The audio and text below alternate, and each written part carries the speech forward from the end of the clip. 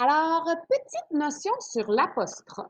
En fait, tu as connu l'apostrophe quand tu étais en quatrième année. Ce qu'on t'ajoute ici en cinquième année, c'est vraiment le mot, dans le fond, le mot riche pour dire qu'on fait un apostrophe, c'est qu'on fait une élision. Alors, il y a plusieurs mots qui peuvent s'élider, dans le fond, et ce sont les mots qui se terminent avec une voyelle.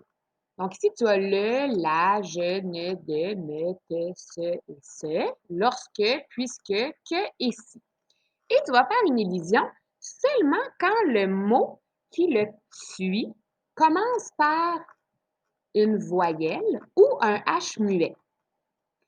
Maintenant, je vais te rappeler la différence entre le H muet et le H aspiré.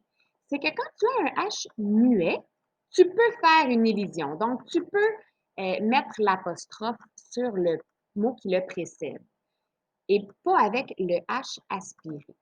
Un truc que je peux te donner pour voir la différence entre les deux, c'est que tu vas le mettre au pluriel. Alors ici, tu as le mot hamac. Là, tu vas dire, ben, est-ce qu'on dit l'hamac, le hamac? Les deux semblent pouvoir se dire. Mais maintenant, si tu le mets au pluriel, est-ce que tu vas dire les hamacs? Non, tu vas vraiment dire les hamacs. Donc, ça vient t'indiquer que hamac, ici, ce n'est pas un H muet, c'est un H aspiré. Donc, tu ne peux pas faire d'illusion. Alors, regarde ici, si on vient corriger, ça fait le hamac. C'est comme le mot hamster, tu vas dire les hamsters, tu ne diras pas les hamsters, tu vas dire les hasards, hein, on ne dira pas les hasards. Donc, hasard, c'est aussi un H aspiré, donc l'illusion n'est pas possible.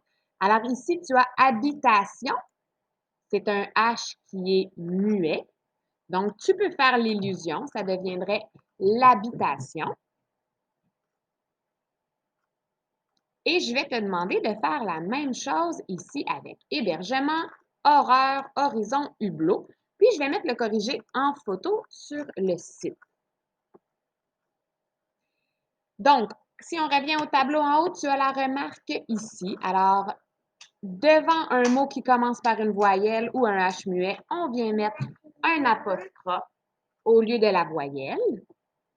Ici, c'est devant un il, elle, un, une, en puis on, que tu viens remplacer ton E par un apostrophe.